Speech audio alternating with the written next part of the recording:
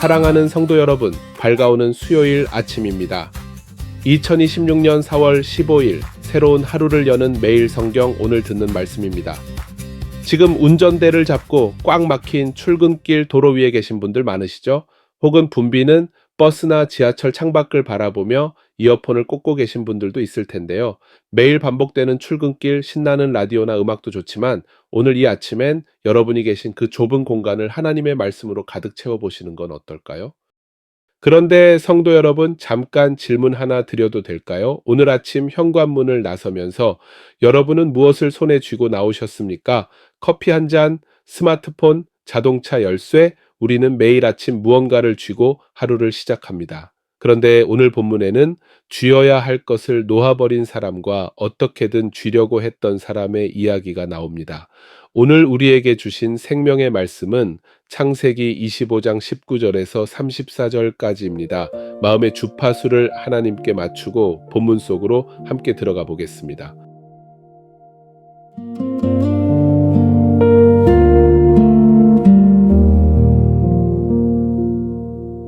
아브라함의 아들 이삭의 족보는 이러하니라. 아브라함이 이삭을 낳았고 이삭은 40세의 리브가를 맞이하여 아내를 삼았으니 리브가는 밧단 아람의 아람 족속 중 브두엘의 딸이요 아람 족속 중 라반의 누이였더라. 이삭이 그의 아내가 임신하지 못하므로 그를 위하여 여호와께 간구하매 여호와께서 그의 간구를 들으셨으므로 그의 아내 리브가가 임신하였더니 그 아들들이 그의 태 속에서 서로 싸우는지라. 그가 이르되 이럴 경우에는 내가 어찌할꼬 하고 가서 여호와께 묻자온대 여호와께서 그에게 이르시되 두 국민이 네 태중에 있구나. 두 민족이 네 복중에서부터 나누이리라. 이 족속이 저 족속보다 강하겠고 큰 자가 어린 자를 섬기리라 하셨더라. 그 해산 기한이 찬즉태에 쌍둥이가 있었는데 먼저 나온 자는 붉고 전신이 털옷 같아서 이름을 에서라 하였고 후에 나오는 손으로 에서의 발꿈치를 잡았으므로 그 이름을 야곱이라 하였으며 리브가가 그들을 낳을 때에 이삭이 60세였더라. 그 아이들이 장성함에 에서는 익숙한 사냥꾼이었으므로 들사람이 되고 야곱은 조용한 사람이었으므로 장막에 거주하니 이삭은 에서가 사냥한 고기를 좋아하므로 그를 사랑하고 리브가는 야곱을 사랑하였더라. 야곱이 죽을 쑤었더니 에서가 들에서 돌아와서 심히 피곤하여 야곱에게 이르되 내가 피곤하니 그 붉은 것을 내가 먹게 하라 한지라. 그러므로 에서의 별명은 에돔이더라. 야곱이 이르되 형의 장자의 명분을 오늘 내게 팔라. 에서가 이르되 내가 죽게 되었으니 이 장자의 명분이 내게 무엇이 유익하리요. 야곱이 이르되 오늘 내게 맹세하라. 에서가 맹세하고 장자의 명분을 야곱에게 판지라. 야곱이 떡과 팥죽을 에서에게 주매 에서가 먹으며 마시고 일어나 갔으니 에서가 장자의 명분을 가볍게 여김이었더라.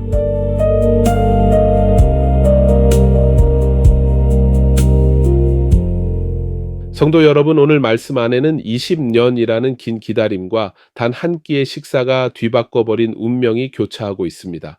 먼저 21절과 26절 사이를 주목해 보십시오. 이삭이 리브가를 아내로 맞이한 것이 40세, 쌍둥이가 태어난 것이 60세입니다. 무려 20년입니다. 고대 사회에서 자녀를 낳지 못한다는 것은 단순한 슬픔이 아니라 존재의 위기였습니다. 그런데 하나님은 왜 족장의 가문에 이토록 긴 결핍의 시간을 허락하셨을까요? 이삭은 그 긴 세월 동안 불평하거나 다른 방법을 찾지 않고 그를 위하여 여호와께 간구했습니다.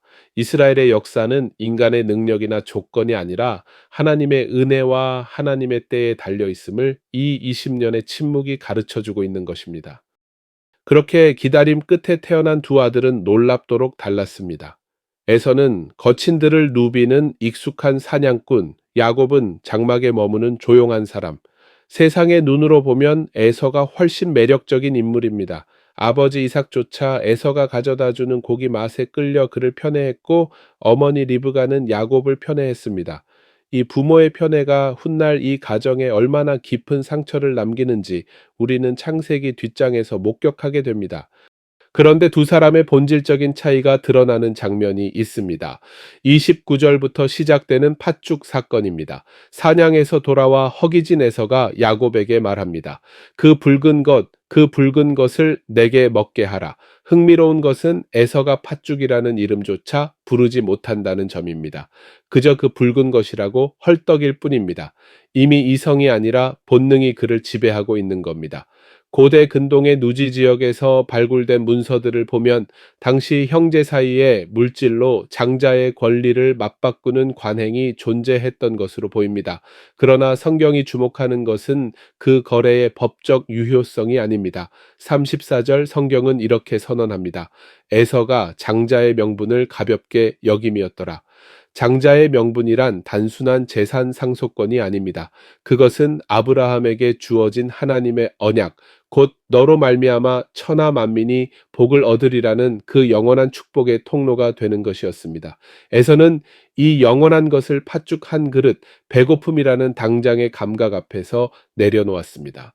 그리고 성경은 그의 정체성을 그 붉은 팥죽을 뜻하는 에돔으로 기억합니다. 그렇다면 야곱은 어떻습니까? 솔직히 야곱도 아름다운 인물은 아닙니다. 야곱이라는 이름 자체가 발꿈치를 잡는 자, 나아가 속이는 자라는 뜻을 품고 있습니다.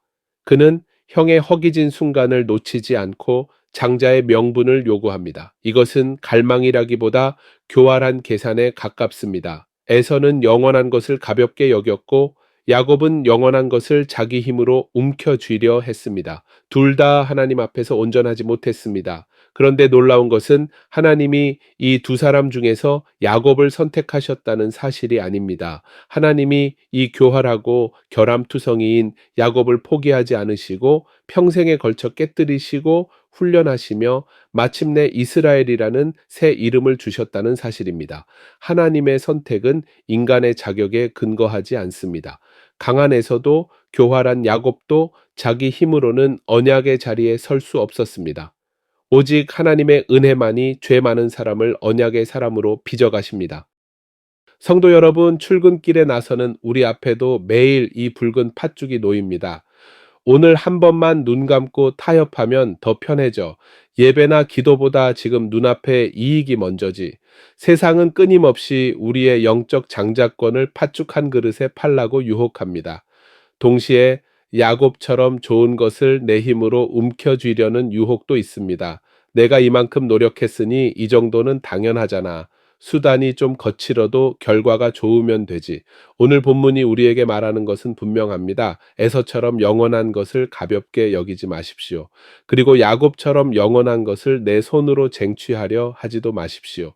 우리가 구해야 할 것은 붉은 팥죽도 나의 전략도 아니라 나를 향한 하나님의 영원한 언약, 그리고 그 언약을 이루시는 하나님의 은혜입니다.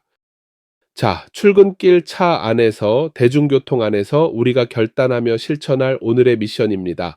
오늘 직장에서 혹은 일상에서 나의 욕망을 자극하고 당장 삼키고 싶게 만드는 나만의 붉은 팥죽이 눈앞에 어른거릴 때 딱 10초만 멈춰서서 자신에게 질문해 보세요.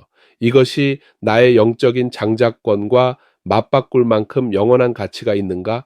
그리고 그 10초 안에 내 힘으로 판단하려 하지 말고 짧게라도 이렇게 기도해 보십시오. 주님, 제가 지금 무엇을 쥐고 무엇을 놓으려 하는지 분별하게 하여 주옵소서. 눈앞의 작은 이익에 흔들리지 않고 하나님의 은혜 안에서 거룩한 정체성을 지켜내는 오늘 하루가 되시길 응원합니다. 이 시간 운전대를 잡은 여러분의 손길과 일터로 향하는 모든 발걸음 위에 하나님의 은혜가 덮이기를 바라며 기도하겠습니다. 하나님 아버지, 세상은 우리에게 늘 에서처럼 강해지라고 능력 있는 사냥꾼이 되라고 말합니다. 또한 야곱처럼 영리하게 움켜쥐라고 부추깁니다. 그러나 우리는 고백합니다. 20년의 긴 침묵 속에서도 이삭의 기도를 들으신 하나님, 결함투성이 야곱조차 포기하지 않으시고 끝내 새 이름을 주신 하나님, 우리의 삶도 주님의 은혜와 주님의 때 안에 있음을 믿습니다. 오늘 하루 우리 성도들이 일터와 가정에서 치열하게 살아갈 때 당장의 배고픔을 채우려는 조급함 때문에 영원한 하나님의 약속을 가볍게 여기지 않게 하여 주옵소서. 또한 좋은 것을 내 손으로 쟁취하려는 교만함에서 우리를 지켜 주옵소서. 주님의 은혜가 우리 안에서 일하셔서 우리를 유혹하는 수많은 붉은 팥죽 앞에서 흔들리지 않는 믿음을 허락하여 주시고 정직과 성실로 하루를 감당하게 하여 주옵소서. 오늘도 차 안에서 길 위에서 하루를 시작하는 모든 성도들을 눈동자처럼 보호하여 주실 것을 믿으며 우리를 택하시고 구원하신 예수 그리스도의 이름으로 기도드립니다. 아멘. 성도 여러분, 오늘 수요일 하루도 주님 꽉 붙잡고 승리하십시오. 내일 아침에도 말씀과 함께 여러분의 출근길로 찾아가겠습니다. 샬롬.